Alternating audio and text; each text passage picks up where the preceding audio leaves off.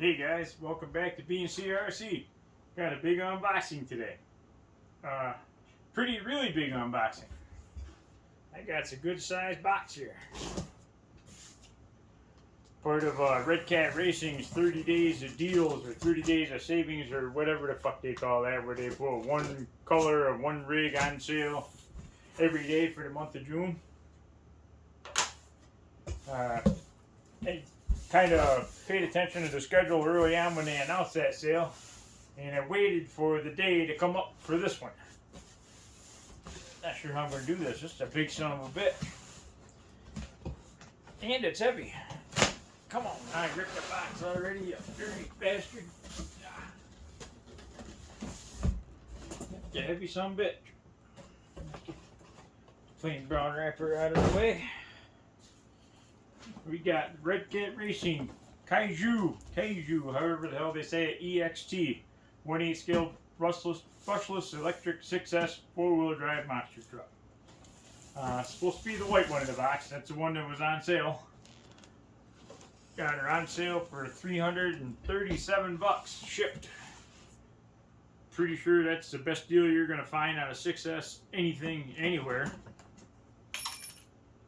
And the blade just fell out of my X-Acto knife. It's gonna poke somebody's eye out. Motherfucker. We try to do it safe and right, and look what happens. Uh-oh. The wing's off in the box. And it's upside down. 50-50 chance, and it never fails. This box is fucking heavy. Ooh, baby. Well, she's a good looking truck. I always thought it was kind of ugly online. I just wanted one for the price point, but I've seen other people's unboxings, and they all kind of said the same thing. It ain't so ugly in person, and I'm gonna have to go ahead and agree with that. Kind of a nice metallic pearl white, pretty stout looking. Let's see what other shit we got. Make sure there's nothing in the box. Don't want to throw any goodies away.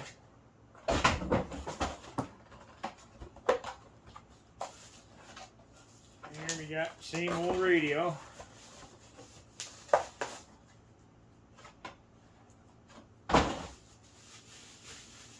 These radios come with just about everything Redcat sells, I think. It's a RCR 2CE. It's just a 2-channel. It's a FlySky GT2.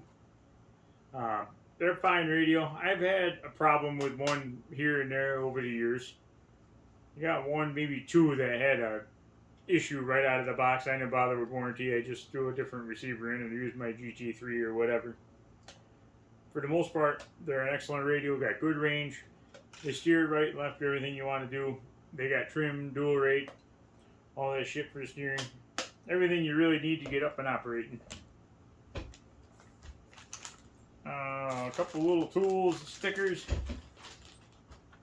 Ah, shit. Where'd that blade go that fell out? Oh boy. What could possibly go around doing this?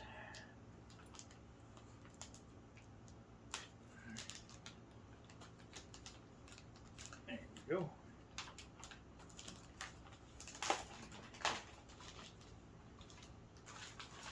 Ah, come on. Come on today. Doing this unboxing like old people. Fuck. Slow and stupid. Try to do better next time. Oh. Yeah, that's a whole lot of manual there. A whole lot of how to do this, how to drive. Tell me there's not a parts explosion here.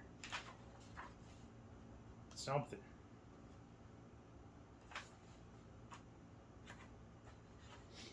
What I wouldn't give for complete build instructions.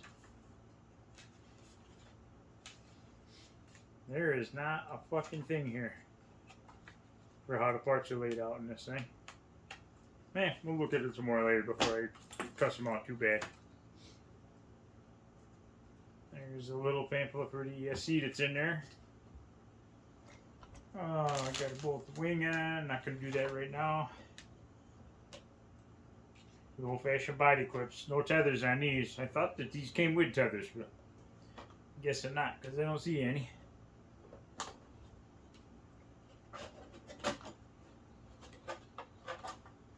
silver on the inside. Kind of honky looking in the front end, but whatever. Good looking body. A little different. We got a dust cover that I'll probably never get on there again because it'll piss me off trying to put it on there.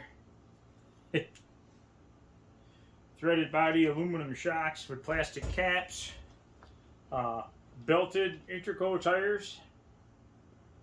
Sniper MT. I guess they're licensed. Really soft, squishy sidewalls. Pretty stiff belts on the tread ends. All metal gearing. 150 amp speed control.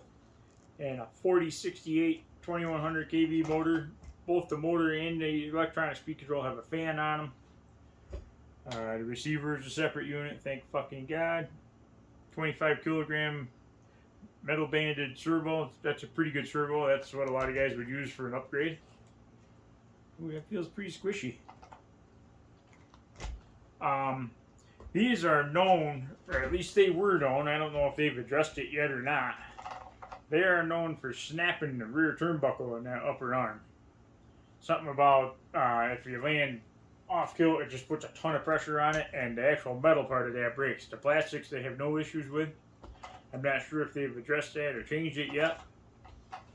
I saw where Troy over at Roadside RC, he put shock limiters in there to keep the shock from bottoming out all the way, and that seemed to prevent that part from getting broken.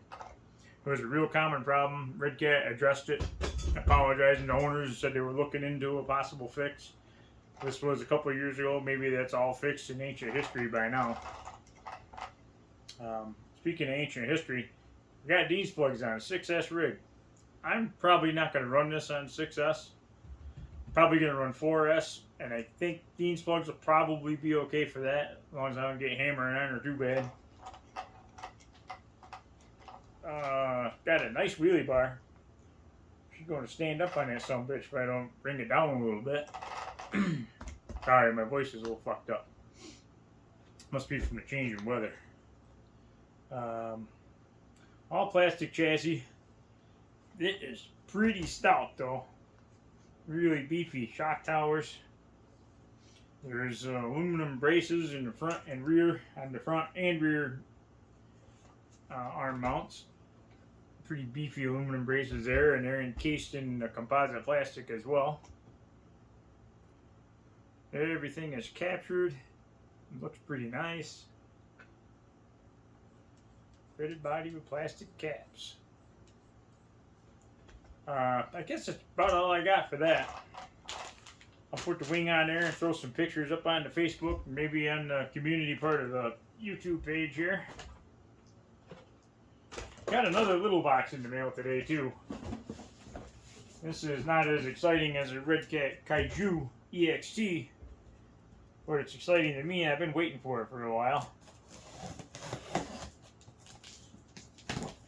This is an alternative body for that Kyosho Tomahawk I bought about a week ago. I've been working on that behind the scenes, starting to build it a little bit.